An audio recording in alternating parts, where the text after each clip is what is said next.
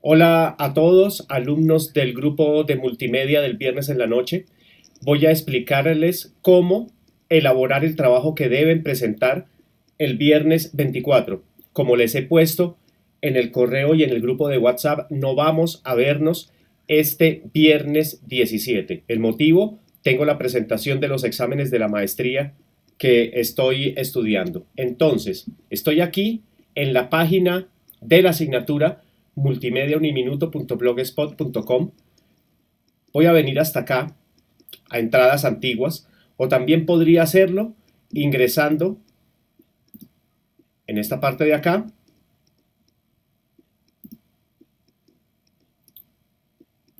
dando clic para poder ver todo lo que está cargado en el blog. Aquí en este caso voy a ir hasta algo que es el guión, ejemplo de guión para multimedia. Y es esta de acá, el guión para multimedia. Anteriormente hemos trabajado el guión para podcasts. Voy a seleccionarlo y estamos en esta entrada que ustedes están viendo acá y voy a hacerles una exposición de lo que dije al grupo del día para que ustedes puedan entender qué es el guión para una historia, que ya lo hemos trabajado para el podcast, pero en este caso vamos a trabajarlo para una animación de 1 minuto 30 segundos. Entonces, básicamente, tenemos que entender que el ser humano es un consumidor de historias. Desde las primeras tecnologías en las cavernas, en las sociedades primitivas, cuando el fuego aparece y se reúnen en las noches a contar historias, el ser humano cuenta historias de forma muy diferente. Por ejemplo, en la literatura se cuenta utilizando texto, utilizando letras escritas sobre un papel. Esa es la forma de contar las historias. En este tipo de sociedades, la única forma de contar una historia era a través de la tradición oral. El narrador contaba la historia y sus hijos, sus descendientes, la contaban a las generaciones futuras. ¿Cómo cuenta la historia el teatro? Pues en el teatro, la forma de contar la historia es que en un escenario, en un teatro cerrado o al aire libre, el espectador puede ver la historia que están representando seres humanos, pero únicamente tiene una visión, la visión que tiene desde el lugar en el cual está sentado. ¿Cómo cuenta una historia la ilustración? Sobre papel, con pigmentos, con tintas, graficando solamente una parte de una escena, la parte de una historia.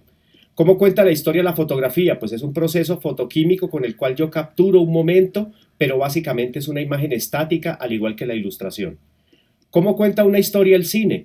Pues son fotografías, una serie de fotografías puestas conjuntamente, puestas una al lado de la otra, y aquí viene el término yuxtaponer. Yuxtaponer es poner algo al lado de otra cosa con un sentido. En este caso, una serie de fotografías dispuestas en una sucesión van a contar una historia en el cine.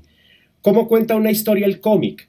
Pues es tinta sobre papel o una ilustración sobre papel, pero en este caso tenemos diferentes escenas en las cuales hay globos de texto y la sucesión de esas escenas justapuestas va a generar una historia. ¿Y cómo cuenta una historia la animación?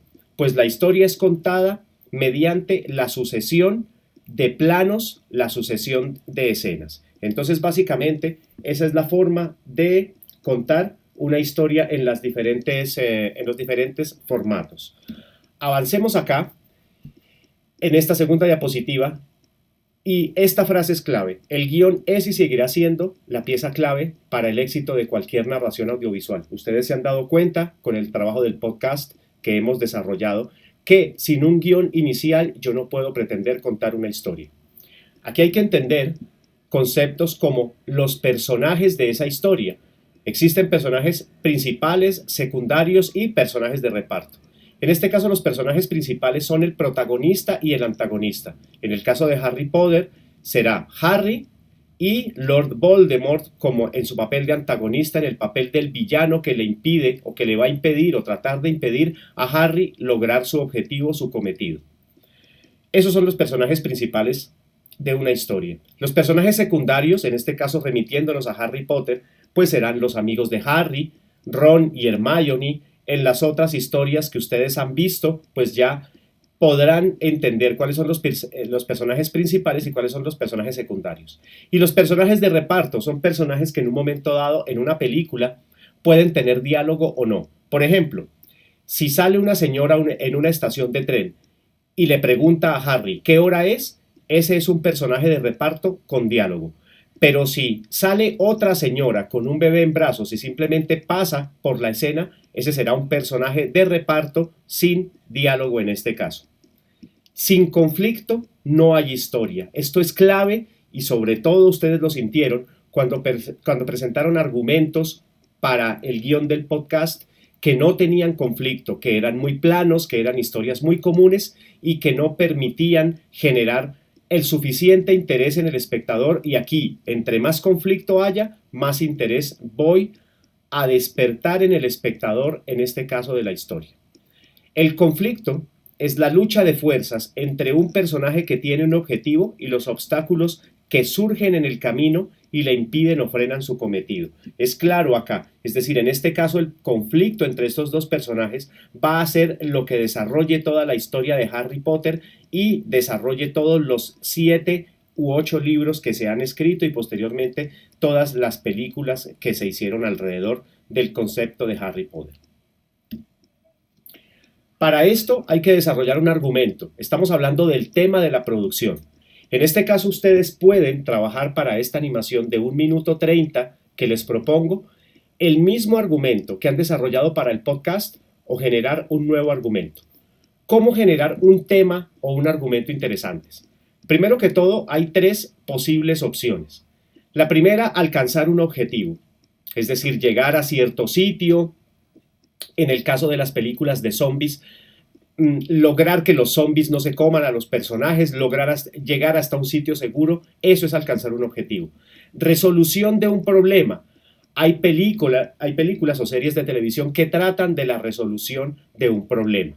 En este caso, por ejemplo, un problema puede ser acabar con los zombies mediante una especie de inyección con una especie de sustancia que va a permitirme solucionar ese problema, como es el caso de una de las películas de Will Smith que trata también ese tema. La transformación interior. Para los que han visto una película como Comer, Rezar y Amar, la transformación interior del personaje es esa búsqueda mediante la cual al final ese personaje se encuentra a sí mismo. O los 3, en un solo argumento, lograr incorporar estos 3 temas de los cuales estamos hablando. ¿Cómo crearlo? Pues hay que definir una meta para el personaje. Eso es clave, desde el inicio. ¿A dónde quiero llegar? Buscar un problema o un asunto conflictivo. Es decir, ¿cuál es el problema que estamos intentando resolver? Esas son las 2 formas para poder crear un argumento.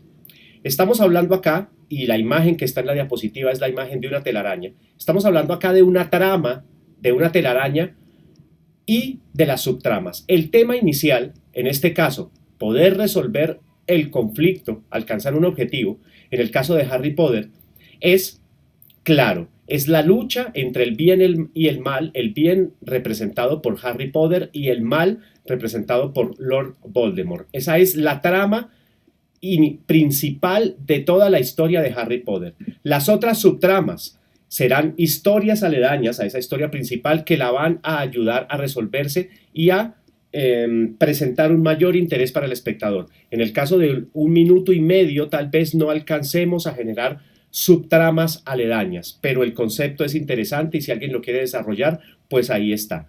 Trama y subtramas deben integrarse al final para poder resolver el conflicto, para poder alcanzar el objetivo, la resolución del problema o la transformación interior.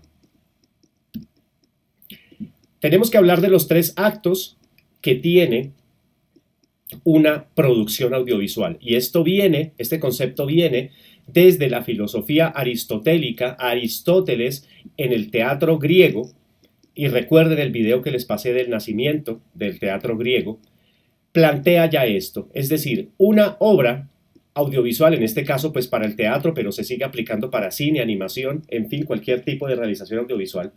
Una obra de este tipo tiene 3 actos. El primero es el planteamiento, después el nudo y después el desenlace.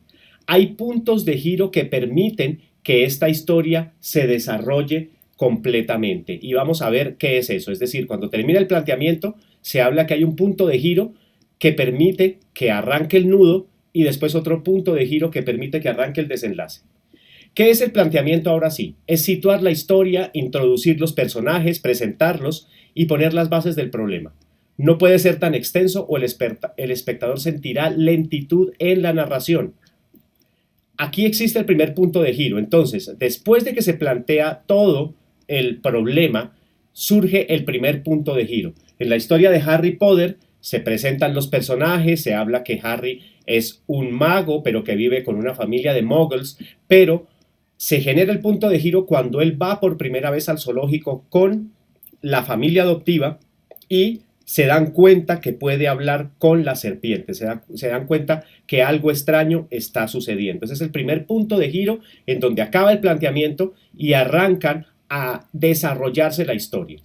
El nudo, como dice acá en el texto, desarrolla las relaciones y muestra las acciones que el protagonista está dispuesto a hacer para alcanzar su objetivo. Presenta los obstáculos, es un catalizador, es el más largo de los 3 actos. El término catalizador, si ustedes se acuerdan en química, no es otra cosa que un elemento que permite o retardar o acelerar la acción. Entonces, en este caso, todo el mundo está tranquilo, pero cuando se presenta ese catalizador, se desarrolla, se acelera la acción y precisamente ese es el nudo de una película o de una producción audiovisual.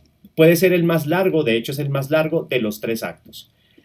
Existe un nuevo punto de giro, por ejemplo, en uno de los libros de Harry Potter, en el primero, cuando Harry descubre que el profesor, que tiene un turbante, tiene en la nuca a Lord Voldemort, es decir, Lord Voldemort está utilizando el cuerpo del profesor para poder viajar, porque todavía no se ha materializado por completo, ocurre el segundo punto de giro para generar el desenlace. Ahí Harry se entera que hay algo que no está bien. ¿Qué es el desenlace? Resuelve el problema, lleva a un clímax o gran final que culmina de forma satisfactoria o no, porque hay historias que finalizan bien o hay historias que finalizan mal, llevando al espectador a una catarsis, y ese término lo conocimos cuando vimos el video de la historia del teatro griego. La catarsis es la purificación espiritual. Al igual que el primer acto, no es aconsejable extenderlo. El término catarsis viene cuando, por ejemplo, vemos una película como Braveheart con Mel Gibson, que aquí fue traducida con el nombre de Corazón Valiente, y al final terminamos identificándonos con el personaje. La catarsis es la purificación espiritual que siente el espectador al ver la obra y al entender el mensaje que se ha generado en el guión a través de los 3 actos. Cuando nosotros salimos del cine queriendo parecernos a Mel Gibson o queriendo parecernos al Capitán América, a Hulk, a Iron Man, en ese caso se ha producido la catarsis. O cuando simplemente salimos odiando al antagonista. En este caso, en la lista de Schindler, salimos odiando al personaje del capitán administrador, si se puede, o comandante más bien, del campo de concentración nazi en donde matan a todos los judíos. Entonces, básicamente ese es el término de la catarsis. Siempre se debe contar la historia a base de planos, es decir, juxtaposición de imágenes, según Sergei Eisenstein, que es un director de cine ruso. Entre sus producciones más famosas se encuentra El acorazado Potiomkin, que les recomiendo que la busquen en YouTube. Hay un pedazo que es la escena de la escalinata y es muy interesante ese tipo de narración a punta de planos cinematográficos para poder narrar una historia. ¿Cómo cuenta la gente una historia? Por juxtaposición de imágenes. Cuando ustedes se encuentran con un amigo, empiezan a decirle que el sábado pasado, cuando llegaron al estadio a ver el partido entre sus 2 equipos rivales, una señora que estaba vendiendo comestibles, a esa señora se le cayó la bandeja y todo se regó por el suelo. A medida que ustedes escucharon mi narración, ustedes iban generando imágenes mentales, una al lado de la otra, con una coherencia, y eso básicamente es la juxtaposición de imágenes. Eso es un montaje de imágenes y mediante esa forma se cuenta una historia. Al igual que esto que ustedes están viendo acá, que es un ejemplo de una escena de una película de Alfred Hitchcock. La unidad básica de la película es el plano fotográfico, esto que ustedes están viendo acá. En este caso, esto es un plano medio. Y, por favor, miren una de las entradas en el blog que es los planos fotográficos y la composición. La otra son los planos cinematográficos, y ahí van a entender el concepto de los planos cinematográficos y lo que ustedes deben desarrollar más adelante. Pero en este caso, únicamente para la tarea que deben presentar el 24, preocúpense de generar un guión, y ya vamos a tratar de explicar finalmente cómo es eso. La unidad básica de la película es el plano, como les mencionaba. La sucesión de planos ordenados coherentemente, es decir, yuxtapuestos, me genera una secuencia. No una escena. Si hablamos de una escena, ese es un término más propio del teatro. La sucesión de secuencias me genera una película. Esto que ustedes están viendo acá es toda una escena de los personajes que llegan a una gasolinera y llega un asesino que hace explotar una bomba. La sucesión coherente de planos genera una secuencia. ¿Listos? Muy bien. Aquí hay que hablar de lo que es una historia lineal y de lo que es una historia circular. Una historia lineal es, por ejemplo, el cuento de Caperucita Roja, en donde nos dicen: Caperucita salió un día a visitar a la abuelita con una canasta de comida y finalmente acá han asesinado al lobo. Aquí no hay ningún trastorno en el tiempo de narración, en el tiempo cronológico de la historia. Hay que entender que aquí hay que entender otro concepto, y es el concepto del hilo conductor, que es la base de una buena historia. ¿Vale? Muy bien. Acá en este caso, si ustedes se fijan, esto es una historia lineal, pero ¿cuál es el concepto de una historia circular? Es una historia en donde el tiempo se altera y, por ejemplo, esta historia no se arranca a contar en esta parte, sino se arranca a contar en el momento en que el lobo se está comiendo a la abuelita. Esa podría ser una forma. Y después devolverse y contar la historia hasta finalizarla y hacer saltos en el tiempo. Si ustedes han leído la obra de García Márquez, en una de sus narraciones, García Márquez empieza de la siguiente forma: el día que lo iban a matar, Santiago Nazar, y de ahí en adelante García Márquez arranca a seguir contando su historia. Él arranca desde el final y termina de una forma coherente, y la historia es tan interesante que, a pesar de saber desde el principio el final, nosotros seguimos leyendo el libro. En este momento se me ha olvidado el nombre del libro, ustedes me ayudarán en clase a recordar cuál es.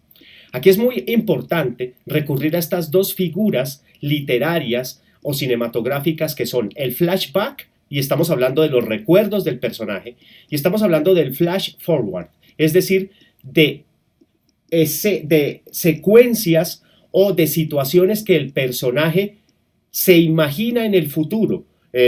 Un ejemplo claro de la utilización de escenas de flashback y de flash forward es la película Volver al Futuro de Steven Spielberg del año 1985. Aquí estamos hablando de una página de guión por minuto. Quiere decir que ustedes, el trabajo del guión que van a entregarme va a ser de 1 minuto 30 segundos. Muy bien. ¿Qué es el diálogo? Si ustedes se fijaron, en el podcast había que utilizar un lenguaje no literario, no demasiado descriptivo. Estábamos hablando de un lenguaje conciso y de la síntesis en los diálogos. El diálogo da ritmo a la narración, es decir, permite que la narración no sea lenta, estilo películas mudas, que en un momento dado se adolecía tanto del diálogo que tenían que salir ciertos textos escritos que la gente iba leyendo. El diálogo también aporta información sobre los personajes, es decir, con el diálogo empezamos a decir, por ejemplo, hola Juan, como tú estás estudiando en la universidad, aquí te dejo estos 5,000 pesos para que no tengas que irte a pie hoy. Si ustedes se fijan, alguien le está diciendo a un personaje que ahí le deja dinero, y con esas líneas de diálogo cortas nos dijeron que ese personaje está estudiando en la universidad y que tal vez los otros días anteriores ha tenido que irse a pie. Hay dos consejos en el diálogo: entrar tarde y salir antes. ¿Qué es entrar tarde? Si en este ejemplo de diálogo que yo les acabo de plantear a ustedes, esta persona hubiese hablado de la siguiente forma: buenos días Juan, ¿cómo te levantaste hoy? ¿Ya desayunaste? ¿Ya tomaste café? ¿Te lavaste la cara? Me contaron que te estás yendo a pie a la universidad, entonces por eso aquí vengo a traerte estos 5.000 pesos. Si ustedes se fijan, acá se contaron un poco de cosas que no eran necesarias y que no teníamos que saberlas, y que con ese ejemplo de diálogo que acabo de ponerles, al entrar tarde en el diálogo, nos hemos enterado básicamente de lo mismo, pero con muchísimo menos diálogo. Y salir antes. Salir antes implica lo que les acabo de plantear. Se salió antes porque simple y llanamente le dejó el dinero y no dijeron cuánto era, no le dijeron a Juan que era para que no se cansara yendo a la universidad, en fin. Eso es entrar tarde y eso es salir antes. Dejar y entender sobre todo lo que acá abajo aparece, y es el subtexto. El subtexto es lo que no se dice. Entender que el espectador es inteligente. Y si yo entiendo que el espectador es inteligente, de esa forma voy a poder trabajar el subtexto de una manera más interesante. Y en clase les hablé de lo que es el subtexto. La última diapositiva. Y aquí hay consejos sobre el diálogo. Si lo puedes contar con una imagen, no lo escribas. Vean esta foto. ¿Qué concepto viene a sus mentes? El concepto claro de esta imagen, lo que nos transmite, es abandono. Y aquí viene el concepto de la metáfora visual. Si yo con esta imagen puedo transmitirle a los espectadores el concepto de abandono, no es necesario hacer toda una narración para explicarles que el automóvil fue abandonado o que el personaje dentro de sí siente abandono. Con esta imagen estamos siendo totalmente claros. Hay un error en el cual se incurre mucho, y es hacer que los personajes se expresen como el propio guionista. Y la corrección de ese error, para eso hay que definir la esencia, el dialecto, la jerga y el argot. Yo no puedo hacer que un médico hable igual que un reciclador. Yo no puedo hacer que un profesor universitario hable igual que un chofer de buseta o que un jugador profesional de fútbol brasilero. Es completamente imposible, y de esa forma no voy a dar credibilidad a lo que yo estoy generando. Básicamente lo que ustedes deben hacer, o con estos conceptos que les acabo de entregar, lo que tienen que hacer, y voy a salir de esta entrada y voy a ir a esta que se llama ejemplo de guión para multimedia. Aquí aparece este texto que ustedes están viendo acá, y si ustedes se fijan, este es el ejemplo de un guión. Deben escribirlo, deben escribir una página y media, pero en realidad van a ser 2 páginas y media. En la primera página ustedes van a hacer una hoja de presentación. Ustedes saben cómo presentar un trabajo en la universidad. Ponen sus datos, ponen el nombre de la universidad, la carrera que están estudiando, la asignatura que están estudiando. No tengo que hablarles de eso porque ustedes han presentado trabajos escritos anteriormente. Entonces, el PDF que me envíen con este guión va a tener 2 páginas y media. Una página de presentación y una página y media de diálogo. ¿Cómo se elabora ese diálogo? Aquí hay un ejemplo. La página izquierda tiene más diálogo, es más narrada, es más literaria que este ejemplo que ustedes están viendo acá a la derecha. Tómense el trabajo de leer esta de acá y van a encontrar la diferencia con esta página de la derecha. Aquí hay que ser concisos en los diálogos. Este guión debe escribirse en esta tipografía que ustedes están viendo acá, cuyos nombres son, voy a escribirlo acá, voy a sacar el TextEdit, si ustedes me permiten. Voy a salirme de aquí un momentito y vamos a buscar TextEdit y vamos a decirle hecho perfectamente, y vamos a decirle un documento de texto. Aquí estoy en LibreOffice, ¿vale? American Typewriter es la tipografía que ustedes deben utilizar. También pueden utilizar la tipografía Courier. Voy a tomarlas acá y vamos a hacer un zoom de esto acá. ¿Por qué se utilizan estas tipografías? Porque los primeros guiones estaban escritos en máquinas de escribir mecánicas, y estas eran las tipografías que se utilizaban. American Typewriter es... por acá debe estar, véanla. Esta es la tipografía American Typewriter. Y la tipografía Courier es esta que ustedes están viendo acá. Esas dos tipografías son aceptadas para el guión que ustedes van a escribir.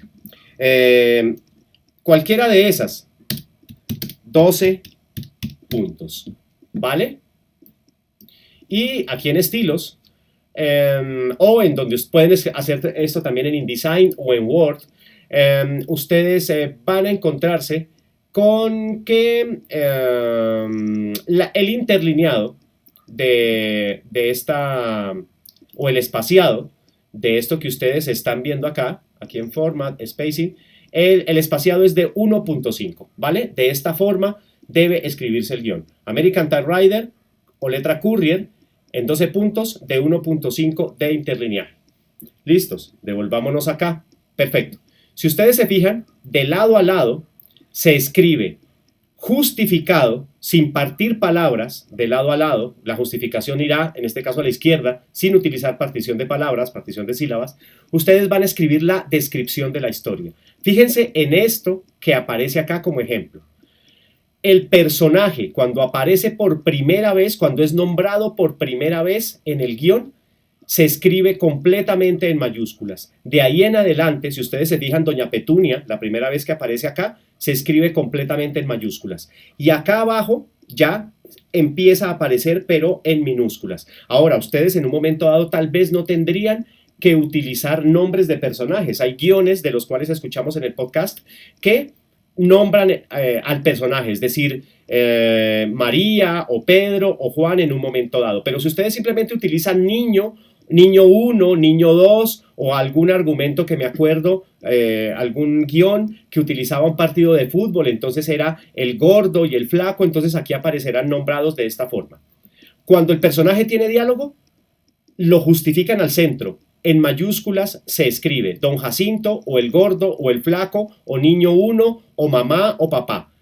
Y escriben también centrado el diálogo con reglas de ortografía, y voy a calificar no solamente el diálogo, sino las reglas de ortografía. Y posteriormente siguen escribiendo, si ustedes se fijan, el diálogo y la descripción de lo que sucede en esta escena, y para esto necesitan página y media. Máximo 2 páginas en un momento dado puede llevárseles a escribir el guión de lo que ustedes quieren desarrollar para esto. ¿Listos? Perfecto. De esta forma es que ustedes deben generar este trabajo. Por WhatsApp, esta es la explicación del trabajo que tienen que entregarme para este viernes 24. Por el grupo de WhatsApp, pues voy a plantearles cómo se hace la entrega del trabajo para este viernes 17. Muchachos, muchísimas gracias. Suerte con el trabajo. Cualquier cosa estoy atento a sus dudas por el grupo de WhatsApp. Nos vemos en clase. Hasta luego.